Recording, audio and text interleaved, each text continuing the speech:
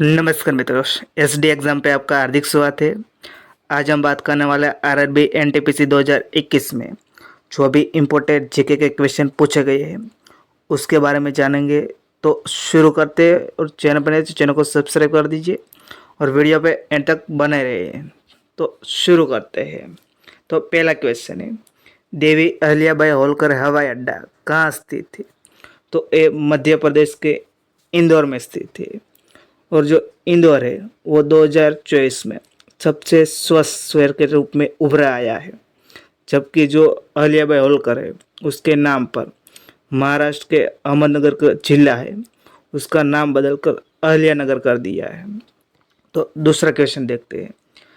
साल 1784 में यूरोपियन द्वारा भारत में पुरातत्व संबंधी कार्य शुरू करने के साथ साथ एशियाटिक सोसाइटी ऑफ बंगाल का गठन किया गया था।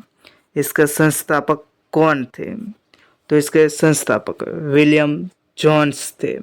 तो साल 1784 में एशियाटिक सोसाइटी ऑफ बंगाल है उसकी स्थापना कोलकाता में विलियम जोन्स के द्वारा की गई थी। तो तीसरा क्वेश्चन देखते हैं। भारत का सबसे पुराना व्यापार संघ संगठन कौन सा है? तो AITUC है। इसका फुल नेम क्या है? तो all India trade union Congress है। इसकी स्थापना की गई थी 31 अक्टूबर 1920 में की गई थी। इसकी स्थापना बॉम्बे में की थी और इसके पहले जो प्रेसिडेंट बने थे वो लाला लाजपत राय बने थे। तो चौथा क्वेश्चन देखते हैं। अरविंद केजरीवाल को किस साल में रेमन मैग्सेसे पुरस्कार से सम्मानित किया गया था? तो वो 2006 में अरविंद केजरीवाल को रेमन मैग्सेसे पुरस्कार से सम्मानित किया गया था। रेमन मैग्सेसे अवार्ड है वो हर साल दिया जाता है। रेमन मैग्सेसे अवार्ड है वो एशिया का नोबेल प्राइज़ भी कहा जाता है। इसकी शुरुआत हुई थी 1957 में। प्लेन क्रैश, जो फिलीपाइंस के प्रेसिडेंट थे रेमन मैग्सेसे, उसका प्लेन क्रैश होने से कारण उसकी डेथ हो गई थी। उसके सम्मान में ये अवार्ड दिया जाता है। जबकि पहले भारतीय थे जो इसको रेमन मैग्सेसे अवार्ड मिला था वो विनोबा भावे को मिला था, जो 1958 में दिया गया था। इसको क्यों दिया गया था? क्योंकि भूदान मूवमेंट के लिए दिया गया था। उसमें राशि वो $50,000 दिया जाता है। तो पांचवा क्वेश्चन देखते हैं। कौन सा राष्ट्रीय राजमार्ग दिल्ली और मुंबई को जोड़ता है? तो ये नेशनल हाईवे 8 है वो राष्ट्रीय राजमार्ग दिल्ली और मुंबई को जोड़ता है। तो हमारी नेशनल कैपिटल दिल्ली है और फाइनेंशियल कैपिटल मुंबई है। इसको कनेक्ट करता है नेशनल हाईवे 8, बट उसका अभी नंबर चेंज करके नेशनल हाईवे 48 कर दिया है। तो इसका अभी 48 रख दिया है, तो आपको याद रखना है, चेंज कर दिया है। और वो गोल्डन क्वाड्रिलेटर है, इस प्रोजेक्ट का एक हिस्सा है। तो छठवां क्वेश्चन देखते हैं। भारत के राष्ट्रपति बनने से पहले किसे भारत रत्न से सम्मानित किया गया था? मतलब जो पहले राष्ट्रपति नहीं बने थे उससे पहले इसको भारत रत्न मिल गया था। तो इसका आंसर है एस राधाकृष्णन थे। जबकि पहला राष्ट्रपति बने थे वो राजेंद्र प्रसाद थे। उसका कार्यकाल था 1950 से 1962 तक था। तो उस समय उसको भारत रत्न अवार्ड नहीं मिला था। तो इसको जो डॉक्टर राजेंद्र प्रसाद है 1962 में भारत रत्न मिला था। जबकि सर्वपल्ली राधाकृष्णन ने उसको भारत रत्न मिला था 1954 में मिला था और वो राष्ट्रपति बने थे 1962 से 1967 तक बने थे। तो वो राष्ट्रपति बाद में बने, उसको पहले उसको भारत रत्न अवार्ड मिल गया था। तो सातवां क्वेश्चन देखते हैं। जनरल माइकल ओडायर को किस स्वतंत्रता सेनानी ने गोली मारी थी? तो उधम सिंह ने। जनरल माइकल ओडायर को स्वतंत्रता सेनानी उधम सिंह ने गोली मारी थी। जो जनरल माइकल ओडायर है ये क्यों गोली मारी थी? क्योंकि जब हमारे देश में 1913 से 1919 तक वो पंजाब में लेफ्टिनेंट गवर्नर रूप में वो कार्य करता था पंजाब प्रांत में। तो तब के समय जलियांवाला बाग नरसंहार हुआ था जो 13 अप्रैल 1919 में हुआ था। उसने ही अमृतसर में गोली मारने का ऑर्डर दिया था। उसके कारण 13 मार्च 1940 में लंदन के कैंगस्टन हॉल में स्वतंत्र सेनानी उधम सिंह ने जनरल माइकल ओडायर को गोली मार के हत्या कर दी थी। तो आठवां क्वेश्चन देखते हैं। प्रधानमंत्री सांसद आदर्श ग्राम योजना कब शुरू की गई थी? तो ये 11 अक्टूबर 2014 में प्रधानमंत्री सांसद आदर्श ग्राम योजना वो शुरू की गई थी। ये प्रधानमंत्री सांसद आदर्श ग्राम योजना है, वो 2014 में लॉन्च किया गया था। इस 11 अक्टूबर को लॉन्च किसके याद में किया गया था? तो जयप्रकाश नारायण की जयंती पर ये शुरू किया गया था। इस योजना का उद्देश्य है ग्रामीण विकास कार्यक्रम है जो मोटे तौर पर गाँव में विकास पर केंद्रित है। इस योजना में जो एक सांसद है, जो पार्लियामेंट में सांसद होगा, उसको अपने स्वयं गांव या तो अपने ससुराल के गांव को छोड़कर अपने जो निर्वाचन क्षेत्र में एक एक गांव को चुनना होता है और इसका डेवलपमेंट करना होता है। तो 9वां क्वेश्चन देखते हैं। जवाहर ग्राम समृद्धि योजना है, वो किस वर्ष शुरू की गई थी? तो ये शुरू की गई थी 1999 में की गई थी। जवाहर ग्राम समृद्धि योजना शुरू की गई थी। तो 10वां क्वेश्चन देखते हैं। क्रिकेट का बल्ले से वही संबंध है जो टेनिस का किससे संबंध है? जैसे क्रिकेट हम खेलते हैं तो बल्ले से खेलते हैं जो हाथ में होता है, वैसे ही टेनिस खेलते तो हाथ में हमारे क्या होता है? तो वो रैकेट होता है।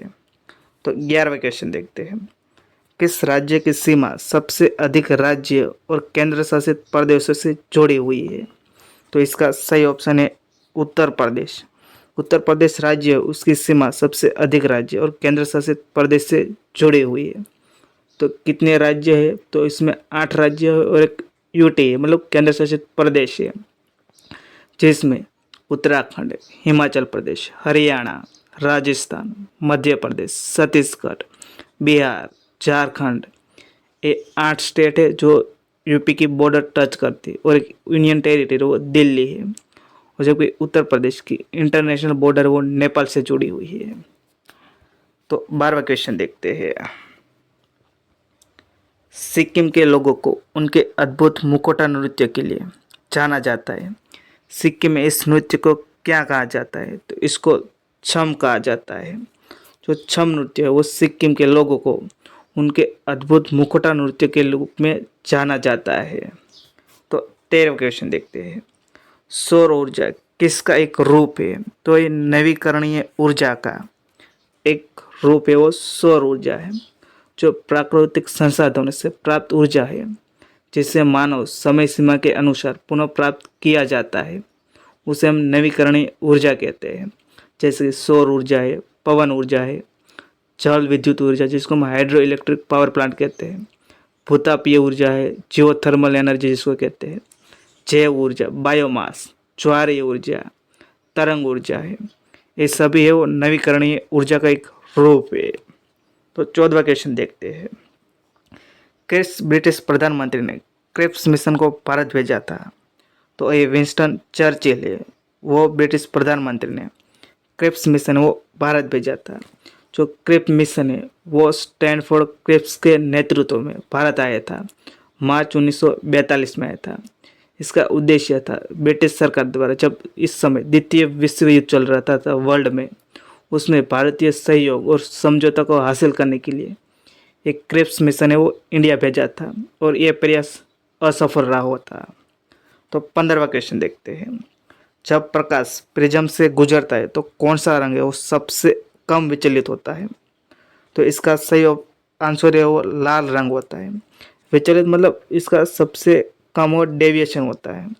जबकि प्रिज्म है इसमें प्रकाश जाता है तो इसमें 7 रंग बिखरते हैं, जिसमें इसको कहते हैं वेब गियर, जिसमें वी का मतलब बनता है वायलेट, आई का मतलब इंडिगो, बी का मतलब ब्लू, जी का मतलब ग्रीन, वाई का मतलब येलो, ओ का मतलब ऑरेंज और आर का मतलब बनता है रेड। तो वो नीचे से वेब गियर ऊपर होता है वो रेड होता है, नीचे होता है वो वायलेट होता है। प्रकाश वो 7 रंगों का बना होता है, सबके सबसे ज़्यादा विचलित होता है वो वायलेट होता है, जिसको हम बैंगनी कलर कहते हैं। सबसे कम विचलित होता है वो लाल होता है, जबकि लाल, पीला और ऑरेंज कलर है वो कम ऊर्जा होता है और लंबी तरंग लंबाई होती है उसकी। सबसे ज़्यादा तरंग लंबाई किसकी होती है? तो लाल रंग की होती है, जबकि इसकी सबसे कम आवृत्ति होती है, मतलब इसकी फ्रिक्वेंसी सबसे कम होती है जो है लाल रंग। जबकि सबसे कम तरंग लंबाई होती है वो बैंगनी कलर का होती है, जिसको वायलेट कहा जाता है। इसकी सबसे ज़्यादा आवृत्ति होती है। तो 16वां क्वेश्चन देखते हैं। राष्ट्रवादी नेताओं में से कौन मराठी समाचार पत्र केसरी के संस्थापक और संपादक थे? तो ये बाल गंगाधर तिलक है, वो राष्ट्रवादी नेताओं में से एक थे जिसने मराठी समाचार पत्र केसरी के संस्थापक और संपादक थे। बाल गंगाधर तिलक, इसको हम लोकमान्य तिलक भी कहते हैं। इसके जो एक अखबार था केसरी था, जो मराठी भाषा में लिखा था, और एक था मराठा जो इंग्लिश लैंग्वेज में वो लिखते थे। और जो बाल गंगाधर तिलक है उसको भारतीय अशांति का जनक कहा जाता है, और महात्मा गांधी ने उसको आधुनिक भारत का निर्माता कहा था। तो 17वां क्वेश्चन देखते हैं। यूरोपियन संघ की प्रेरक शक्ति और कार्यकारी निकाय क्या है? तो ये यूरोपियन आयोग है। यूरोपियन आयोग का मतलब यूरोपियन कमीशन है, वो यूरोपियन संघ की प्रेरक शक्ति और कार्यकारी निकाय है। तो 18वां क्वेश्चन देखते हैं। किस पादप समूह में फल के अंदर बीज मौजूद होते हैं? तो आवृत बीज होता है, जिसको बीज उसका आवृत होता है, उस पादप समूह में फल के अंदर बीज मौजूद होते हैं। तो 19वां क्वेश्चन देखते हैं। माइकल जैक्सन के 1991 के हिट गाने ब्लैक और वाइट के म्यूजिक वीडियो में प्रस्तुत एकमात्र भारतीय नृत्य रूप कौन सा था? तो वो ओडिसी नृत्य है, वो माइकल जैक्सन के 1991 के हिट गाने में ब्लैक और वाइट जो गाना था उसमें म्यूजिक वीडियो में ओडिसी है भारतीय नृत्य, वो इसमें प्रस्तुत था। तो 20वां क्वेश्चन देखते हैं। भारतीय संसद के लोकसभा के पहले स्पीकर कौन थे?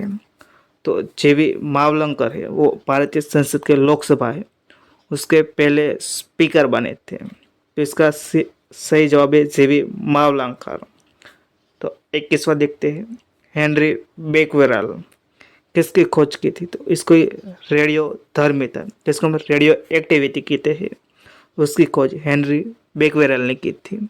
21 साल में की थी, तो 1896 में की गई थी। हेनरी बेकवेरल ने रेडियो एक्टिविटी की खोज 1896 में की गई थी, जबकि इसकी खोज के कारण 1903 में फिजिक्स का नोबेल वो मैरी क्यूरी, पियर क्यूरी और इस हेनरी बेकवेरल को, तीनों को फिजिक्स का नोबेल अवार्ड भी दिया गया था।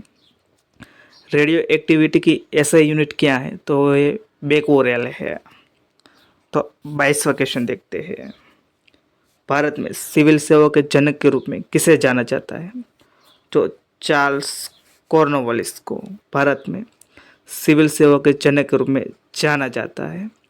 तो भारत में सिविल सेवा के जनक के रूप में हम जो चार्ल्स कॉर्नवालिस है उसको कहते हैं, क्योंकि उन्होंने ब्रिटिश राज के दौरान सिविल सेवाओं में सुधार और आधुनिकीकरण किया था। तो 23वां क्वेश्चन देखते हैं। ब्रिक्स में शामिल होने वाला अंतिम देश कौन सा था?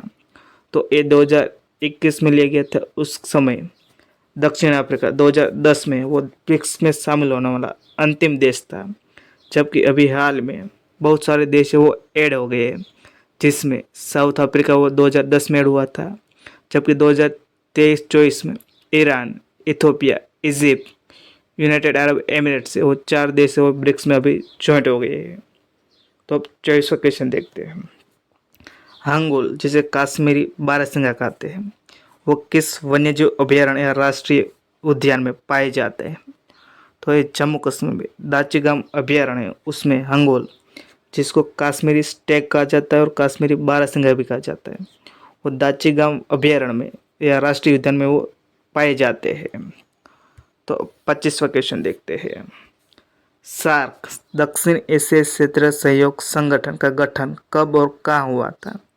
तो वो बांग्लादेश के ढाका में 1985 में सार्क का गठन हुआ था, और वो बांग्लादेश के ढाका में हुआ था। तो सार्क का फुल नेम है south Asian association for regional cooperation है। उसमें 8 देश आते हैं, मालदीव, श्रीलंका, भारत, पाकिस्तान, अफगानिस्तान, नेपाल, भूटान, बांग्लादेश है। ये 8 कंट्री है, वो सार्क संगठन का मेंबर है। उसका हेडक्वार्टर है वो नेपाल में काठमांडू में स्थित है। तो ये है 25 क्वेश्चन। तो वीडियो आपको अच्छा लगे तो लाइक कर देना, शेयर कर देना, चैनल पर चैनल को सब्सक्राइब कर देना। वीडियो देखने के लिए थैंक यू सो मच।